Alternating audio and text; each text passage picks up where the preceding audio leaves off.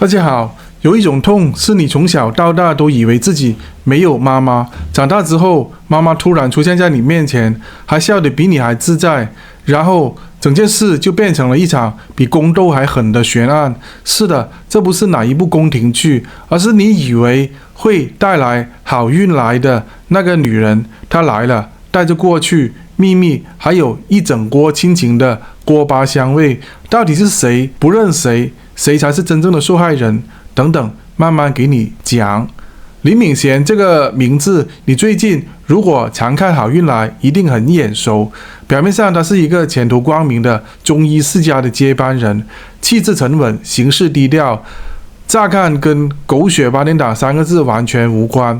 但你知道吗？他的童年有一块拼图从来没有补上过，他的妈妈。是的，林敏贤从小由爸爸林进雄一手带大，从来就没有见过妈妈长什么样子，更不知道她为什么不在他的生命里。这段空白像一根针，平常没感觉，一碰就疼，但这一根针在某一天突然被狠狠地戳破了。事情是这样的，有一天林进雄突然撞见了肖丽芬和江春发在路边聊天就聊天，但问题是这个丽芬姐笑得像18岁，还一边拍着江春发的肩，一边说好运来了，那神情怎么看都不像个普通的朋友。林进雄忍不住出手阻止，直接开酸，你是专门来骗男人的吗？连春发哥你都下手。哇，这女人到底是谁？又为什么会让林进雄气到这样呢？原来这位肖丽芬不是别人，正是林敏贤的生母，而且还是曾经进过监狱、犯过错、让人避之唯恐不及的更生人。这就是奇怪了，既然她是妈妈，为什么这么多年来不出现，现在突然冒出来，是要干嘛呢？最关键的是，林敏贤知道这个事吗？江春发这一边人比较软，看到肖丽芬这么落魂落魄，又说自己真的很想弥补，很想见儿子，就替他求情。但林进雄可没有这么容易松口，他直接把江春发拉到旁边说，你小心点，不要被他骗财骗感情，他以前是怎么样的人，你不是不知道吧？一句话，气氛瞬间凝结。你看，这不是简单的父子冲突，也不是婆媳纠纷，这里面恐怕有一段没有人敢说的过去。就在这个风暴的边缘，林敏贤自己也有行动了。他拿出一张照片，照片上面是一个婴儿被一个女人抱着，那个女人眼神坚毅，却带一点温柔。他愣愣地看着这张照片，久久没有说话。旁边人问他：“你知道这个是谁吗？”他没有点头，也没有摇头，只说了一句话：“从我记忆开始，他就没有出现过。”这句话像是一记耳光，打在他自己，也打在观众的心上。那这么多年来，他心里面到底是怎么想的呢？他对这个陌生又有血缘的女人，有恨还是有爱？这样的母子陌路，在华语影视圈里面其实并不罕见。比如说前一阵子在另外一出戏里面，也有一位妈妈年轻的时候误入歧途，后来回头想找孩子，却被当成骗子赶出去。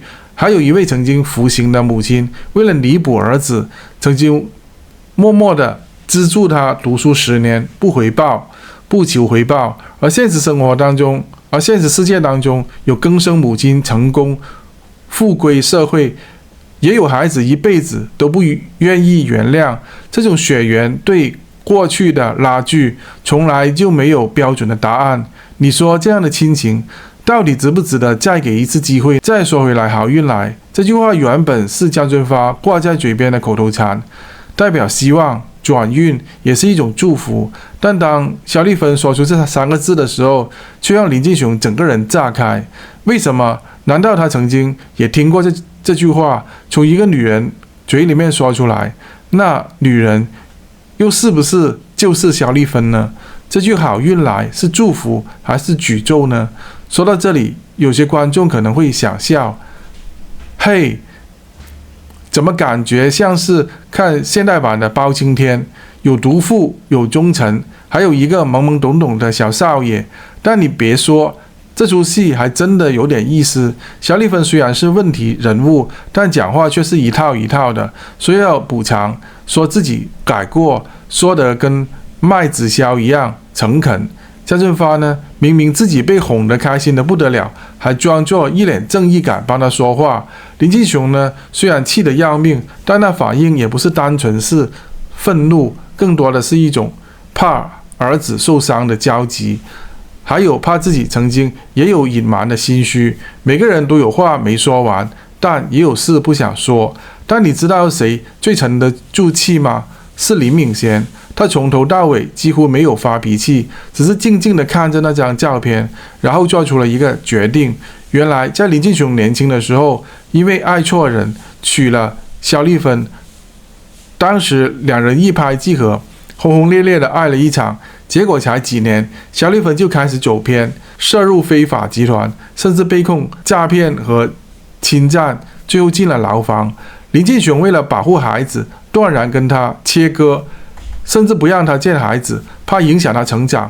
这些年呢，他独立抚养李敏贤，把所有的真相都压在心底，宁愿让孩子觉得妈妈不存在，宁愿让孩子觉得妈妈是不存在的人，也不想让他的过去影响他的一生。但事情终究压不住，肖丽芬出狱之后真的改变了。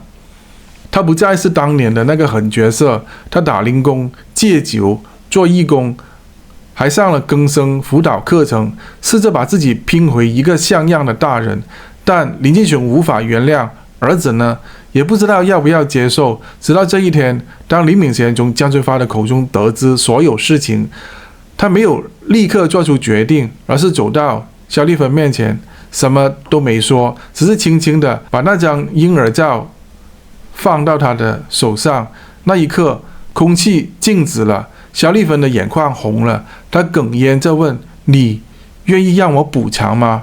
林敏贤没有点头，也没有摇头，只是说了一句话：“我会再来找你，等我想清楚。”是的，亲情不是自动联机的 WiFi， 也不是断了就能够重启的电器，它是需要时间来修补的，是一段段勇气堆起来的路。而林敏贤他选择的不是报复，也不是逃避，而是留一条路给未来，不是为别人，只是为他自己。所以这个故事给我们的启发是什么呢？每个家庭都有自己的秘密，也许错的人曾经伤害过你，但有的时候重新定义关系不是懦弱，是成功的开始。就像这4句诗说的：昔年离乱各东西，旧教犹存暗泪滴，真相未明情已动，回头仍乱有相期。如果你喜欢这一类悬疑又感人的家庭故事，别忘了按赞、留言、分享你对亲情是否该原谅的看法，还有点击下方的感谢按钮支持我们的频道。跨界茶话间，加入会员还有更多精彩的内容哦。我们下集再见，阿峰祝大家平安、快乐、吉祥。